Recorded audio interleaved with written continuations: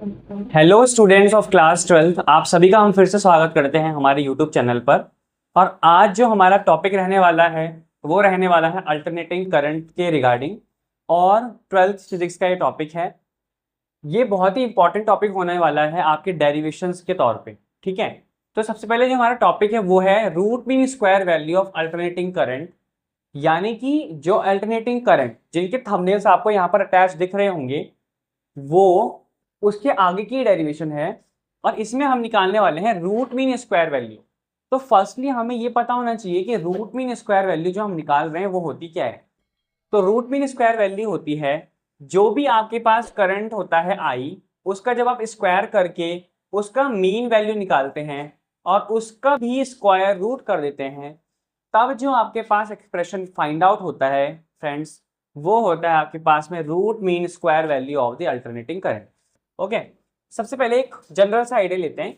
कोई आपके पास सर्किट था, सर्किट में आपने जो आई करंट बह रहा है उसका स्क्वायर कर दिया। सबसे पहले जो आई स्क्वायर आपका आ रहा है, इसकी जो स्क्वायर वैल्यू था उसका आपने ले लिया है मीन। मीन मतलब उसका इन ऑन एवरेज। और उस मीन वैल्यू का भी आपने स्क्वायर रूट जब फाइंड आउट कर दिया, तो इसका मतलब आपने I R M S value को फाइंड आउट करा है, रूट मीन स्क्वायर वैल्यू को फाइंड आउट करा है। मैंने टाइम बचाने के लिए और बेटर अंडरस्टैंडिंग के लिए बिल्कुल नोट्स टाइप में यहाँ पर पूरा फॉर्मेट लिख दिया है। बस हम यहाँ पे गो थ्रू करेंगे इस पूरे के पूरे डेरिवेशन पे। सबसे पहले आप समझ पा रहे होंगे, ये तो हमने डेफिनेशन लिख दी जो कि मैंने आपको समझा दी है। अब आप समझिए, in any time T the current is given by alternating current जो होता है किसी भी टाइम टी पर, उसका इक्वेशन होता है I is equal to I naught sine omega T in any circuit. Okay, तो ये आपके पास में वैल्यू है जो कि नोन है। अब यहां पर आप इसको क्या कर सकते हैं, इक्वेशन नंबर फर्स्ट पुट कर सकते हैं। तो हमने इक्वेशन नंबर फर्स्ट इसको पुट कर दिया। अब क्या होगा, हमें I R M S value निकालनी है। तो I square R M S क्या होगा, क्योंकि देखिए स्क्वायर क्यों लगाना पड़ रहा है, क्योंकि स्क्वायर इसलिए लगाएंगे क्योंकि लास्ट में हम इसे स्क्वायर रूट भी करेंगे। तो वहां जब शिफ्ट होएगा तो आई आर एम एस जो वैल्यू है उससे ये स्क्वायर टर्म है वो हट जाएगा। आई आर एम एस यहाँ पे क्या इंडिकेट कर रहा है, करंट की रूट मीन स्क्वायर वैल्यू को। ओके, तो सबसे पहले इन ऑन एवरेज लेना पड़ेगा। आई स्क्वायर का एवरेज लिया हमने 0 से टी, हमने लिमिट ली है पूरे के पूरे टाइम पीरियड की। अब यहां से हम क्या करेंगे, हमें पता है टी जो है टाइम पीरियड होता है और ये कांस्टेंट टर्म है, तो ये इंटीग्रेशन के साइन से बाहर आ जाएगा। और आई की वैल्यू जो कि हमें दिख रही है इजीली, आई नॉट साइन ओमेगा टी होती है, इसको हम यहाँ पे पुट अप कर देंगे आई की जगह पर। तो हमने ये I naught sine omega T put कर दिया और एज इट इज जो इसके ऊपर स्क्वायर यहाँ पे लगा है वो स्क्वायर यहाँ पर भी बरकरार लगा हुआ है। dt की जगह पे dt अपनी जगह है। अब 1/t है। अब हमने क्या करा, जो स्क्वायर टर्म है आई स्क्वायर, जो आई नॉट स्क्वायर अलग से ले लिया और साइन स्क्वायर ओमेगा टी अलग से ले लिया। तो दोनों के जो टर्म्स थे उन दोनों में इंडिविजुअली अब स्क्वायर का साइन हमने इंट्रोड्यूस करवा दिया है। अब देखते हैं, आई नॉट एक पीक वैल्यू होती है करंट की इन एनी हाफ साइकिल और इन एनी कंप्लीट साइकिल। तो वो एक कांस्टेंट टर्म होता है। तो आई नॉट स्क्वायर बाहर आ जाएगा, टी पहले से बाहर था, 0 से टी लिमिट लगी हुई है, अंदर बचा है sine square omega T D T. अब इसका आपको इंटीग्रेशन करना है। जिन बच्चों का 11th में मैथमेटिक्स फील्ड होता है उनको बिल्कुल नोन होगा कि जो साइन स्क्वायर ओमेगा टी होता है यानी कि साइन स्क्वायर थीटा होता है उसका इंटीग्रेशन क्या होता है। जिन्हें नहीं पता है, जो बायो वाले बच्चे हैं या फिर जो मैथ्स वाले बच्चे भूल गए हैं, उनके लिए हमने डायरेक्ट यहाँ पे फॉर्मूला का लिख दिया है जिसको आप अप्लाई कर सकते हैं अपनी डेरिवेशन में। तो साइन स्क्वायर ओमेगा टी का इंटीग्रेशन होता है 1 minus cos two omega T upon 2, जिसको आपको लर्न ही करना पड़ेगा इनफैक्टली। तो अब हमने क्या करना है, साइन स्क्वायर ओमेगा टी जो कि यहाँ पर आपको दिख रहा है, इसकी जगह पर आपको ये पूरा टर्म सब्सटीट्यूट करना है इन द नेक्स्ट स्टेप। तो यहाँ पर आ जाएगा I naught square upon T as it is, 0 से टी लिमिट, तो 1 minus cos two omega T upon 2 D T आपके पास में अब आ गया है। अब इसके आगे के स्टेप्स को देखिए, यहाँ पर 2 फिर से देखेंगे, अगर हम 2 फिर से कांस्टेंट टर्म है तो 2 हमारा फिर से बाहर आ जाएगा। तो देखिए यहाँ से 2 गायब हो गया है, डिनोमिनेटर से बाहर आ गया है। अब इससे पहले की वीडियोस में हमने बहुत ही अच्छे से डिस्कस किया था कि जो t की वैल्यू होती है वो होती है आपके पास 2 पाई बाय ओमेगा। ठीक है, तो हमने जो कैपिटल T है, कैपिटल T को हर जगह रिप्लेस कर दिया 2 pi by omega for the easy calculation. Okay, ऐसे यहाँ पे 0 से कैपिटल T तक हमारी लिमिट जा रही थी, तो 0 से अब T की जगह पे आ गया 2 पाई बाय ओमेगा।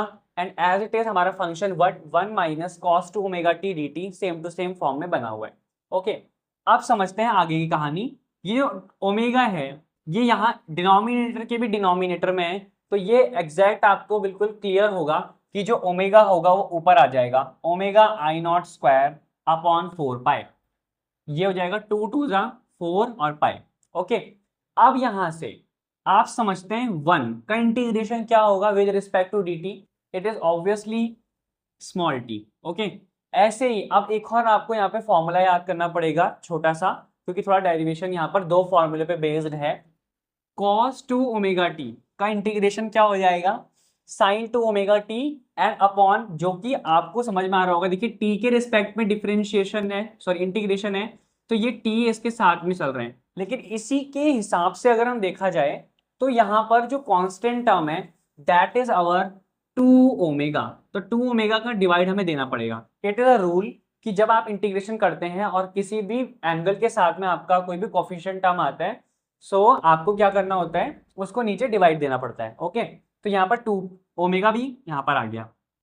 अब इसकी लिमिट जा रही है 0 से लेके 2 पाई बाय ओमेगा। अब हमने कुछ नहीं करना है, जहां जहां पे स्मॉल टी है वहां पर 2 pi by omega put up करना है। तो यहाँ पर क्या करेंगे, ओमेगा आई नॉट स्क्वायर अपॉन 4 पाई, और जो ये स्मॉल टी है इसकी जगह पे आ गया 2 pi by omega minus sine 2 omega as it is, t की हमारे प्लेस में आ जाएगा 2 pi by omega and upon 2 omega as it is है। और जब हम 0 सब्सटीट्यूट करेंगे गाइस, तो ये 0 जो होगा यहाँ पर भी 0 कर देगा, और 0 जो होगा यहाँ पर भी 0 कर देगा, तो यहाँ पर से कोई हमें आंसर नहीं मिलने वाला है, पूरा का पूरा आंसर पीछे के 0 हो जाएगा for the lower limit. Okay, अब हम क्या कर सकते हैं, अब हम यहाँ से एक चीज कर सकते हैं कि देखिए ये सारा कट जाएगा, ओमेगा से ओमेगा कट जाएगा, ठीक है, यहाँ पे रह गया 2 टू द 4, साइन 4 पाई की वैल्यू 0, तो ये सारा टर्मिनोलॉजी हो जाएगी 0। अब हमारे पास क्या बचेगा, हमारे पास कुछ नहीं बच रहा है, बच रहा है omega I naught square upon 4 pi into 2 pi by omega, that is our final, I think जो हमें एक्सप्रेशन अभी तक मिल पा रहा है। ओके, अब हम यहाँ से कैंसिल आउट करेंगे जिन भी टर्म्स का हो सकता है, तो यहाँ पर पाई से पाई कैंसिल हो जाएगा, और ओमेगा से ओमेगा कैंसिल हो जाएगा, बचेगा हमारे पास 2, तो 2 1 जा 2 एंड 2 2 जा 4, तो ये हमारे पास कुछ ऐसा आ रहा है। तो हम लेके क्या चल रहे थे, I square R M S, so यहाँ पर आ जाएगा I square R M S is equal to I naught square, ऊपर बच रहा है हमारे पास गाइज, और नीचे बन रहा है 2, तो यहाँ पर आ जाएगा 2। अब हमें चाहिए सिर्फ आई आर एम एस की वैल्यू, सो हमें क्या करना पड़ेगा, इस स्क्वायर को हटाने के लिए उधर करना पड़ेगा अंडर रूट, तो यहाँ पर आ जाएगा अंडर रूट। ओके, अब आपको एज यूजुअल पता है स्क्वायर का टर्म है, ये बाहर आ जाएगा, सिंपल बन जाएगा, तो यहाँ पर बनेगा I R M S is equal to I naught, और अंडर रूट 2 बन जाएगा, क्योंकि 2 बाहर नहीं निकल पाएगा क्योंकि वो स्क्वायर फॉर्म में नहीं है। तो ये आपके पास कुछ इस तरीके का फॉर्म आ गया। ये है आपका expression for the I R M S value of the current, and इसी के आगे हम इसको फर्दरली भी सॉल्व कर सकते हैं, वैसे आपको यहीं तक सॉल्व करना है इसको। ये आपका एक्सप्रेशन आ गया है, जिसको आप ऐसे भी डिनोट कर सकते हैं, relation between the root mean square value and the peak value of the alternating current.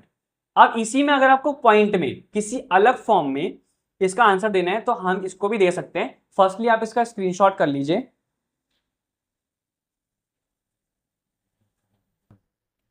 I hope आप लोगों ने स्क्रीनशॉट कर लिया होगा। अब हम यहां से चल रहे हैं एक नेक्स्ट स्टेप में, तो समझते हैं। देखिए यहां पर अंडर रूट 2 की क्या वैल्यू होती है, अंडर रूट 2 का पहले हम रेशनलाइजेशन कर देंगे, तो रेशनलाइजेशन करेंगे अगर तो आएगा I R M S is equal to, देखिए I naught under root 2 as it is, और अंडर रूट 2 की मल्टीप्लाई और अंडर रूट 2 की ही डिवाइड करवा देंगे, तो यहाँ पर आएगा आई नॉट इंटू अंडर रूट 2, और ये अंडर रूट 2 और अंडर रूट 2 हो जाएगा सिंपल 2। अब यहाँ पर अंडर रूट 2 की वैल्यू क्या होती है, 1.414। ओके, तो यहाँ जाएगा आई नॉट इंटू 1.414 ऐसे समथिंग।